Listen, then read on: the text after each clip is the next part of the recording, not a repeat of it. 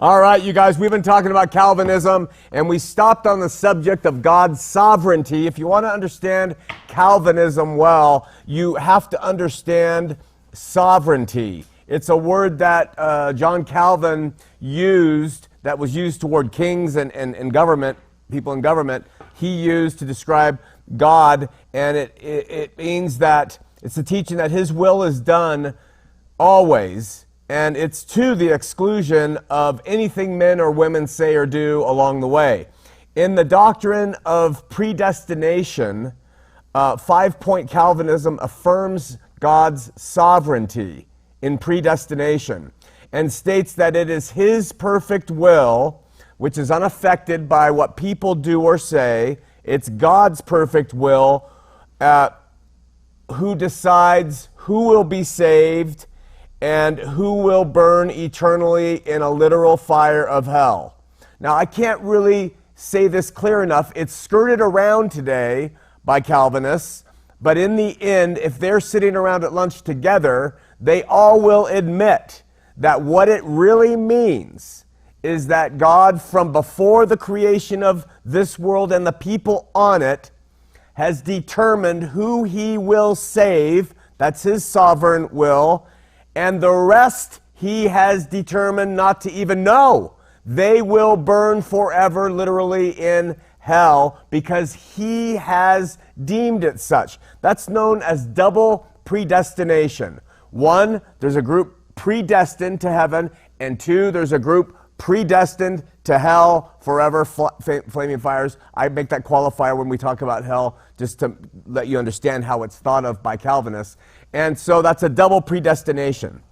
So because it kind of sours the palate of Calvinists today, there tends to be a massaging of this stance. It's not as, it's danced around a little bit for people. But I want you to hear what R.C. Sproul says. He recently passed, and he's a great guy, and I don't know him personally, but I love his teachings, and he's a 5-point Calvinist, but he's a very smart man, and this is what he said, quote, "Our final destination, heaven or hell, is decided by God, not only before we get here, but before we were even born."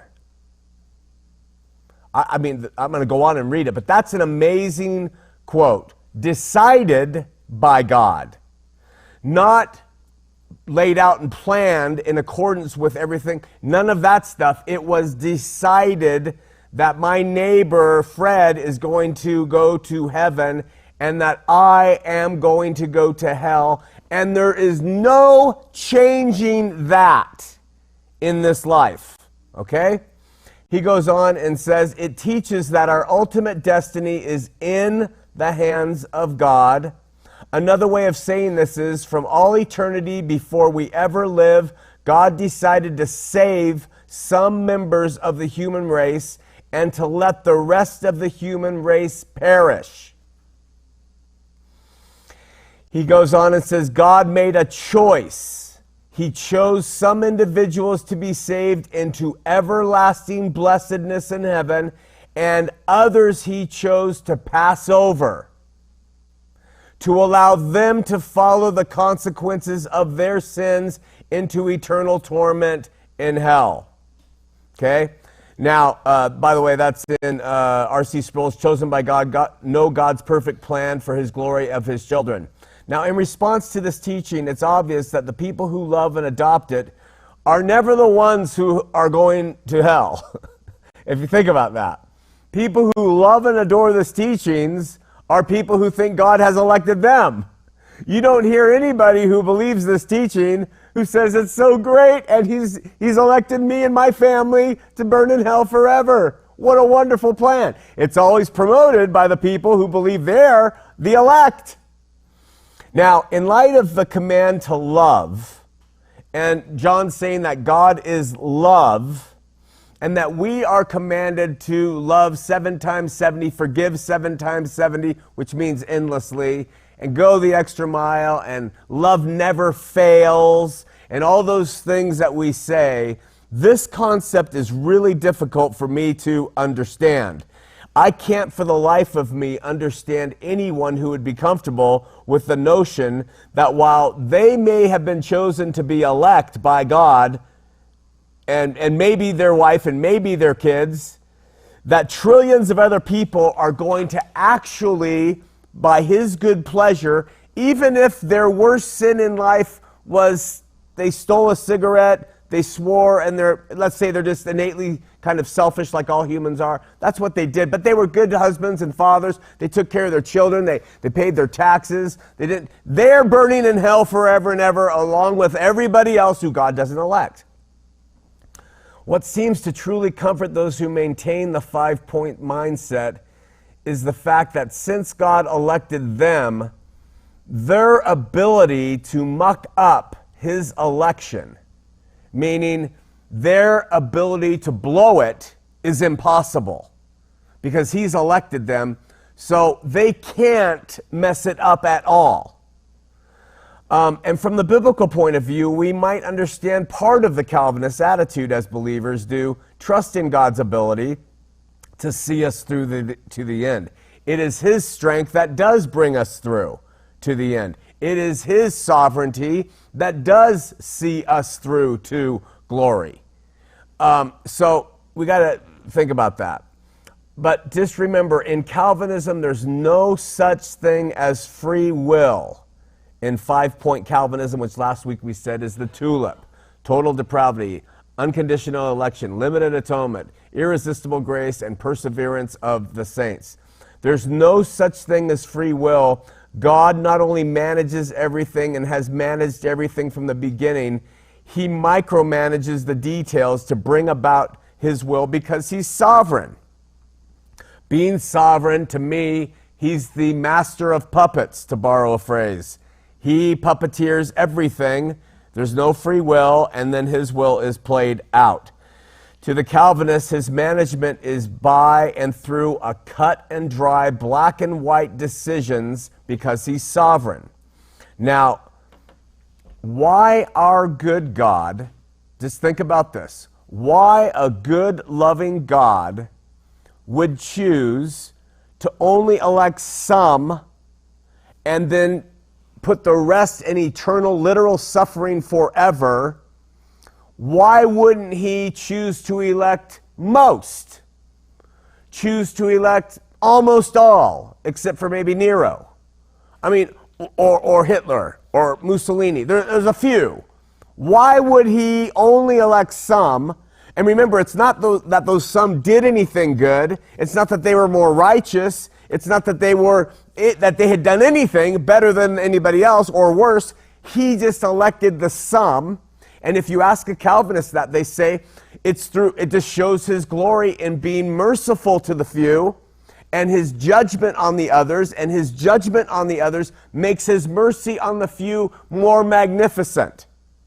I don't understand why a sovereign God who is love, who created us, and before he created us, wouldn't say, I'm going to redeem all of them. I'm just going to bring them all around. And why that wouldn't be his attitude. Now, before we wrap it up, the opposite, as we said last week, or sort of an opposite, the main other player to 5-point Calvinism is Arminianism. And they downplay the sovereignty of God, which I think is a mistake to some extent, and they make free will a major factor in the salvation of a human being. And what I mean by that is man's decision to choose well is triumphant to the will of God to want to redeem. And what I mean by that is theologians call the Arminianist approach to salvation synergistic salvation. And what that means is that God is working with the free will of man to bring about salvation. God is working with the free will of man. But so Calvinism would therefore be seen as monergistic, one God, monergistic, doing it, meaning all decisions are from a single direction, from God to man, but the Arminianist is synergistic. There are more than one involved in the redemption or the salvation of man. The problem with Arminianism is this. They say God would love to save everybody. He would love to bring everybody around, but free will doesn't allow him to. And so what that winds up being is saying men and women and children and teenagers and their will beats God's desires. So that doesn't make much sense either, does it? On the one hand, you have Calvinism says he elects and that's it, no choice, nothing else, and that's boom, done, the rest going to hell. And the Arminius says, well, he really, really wants to do good, but because he's given man free will, he can't force them to choose, and so therefore man's free will trumps God's sovereignty. So to me, Arminianism is just as bad as Calvinism. Because Calvinism has a despotic God who doesn't care about most, and Arminianism has a weak God because he doesn't get to have his will. So the question is it possible for a loving God to allow for free will, for a loving God to allow people to choose him or not, and for that loving God also to be sovereign, where he in the end will have his way and nobody gets to beat what he wants, which will be the reconciliation of everybody to different places according to their free choices. That way his sovereign will is met to love and reconcile all, no matter how stupid they are. But man's free will is also into play in accordance to what they will receive according to what they sowed in this life. We're going to talk more about that next week. Out.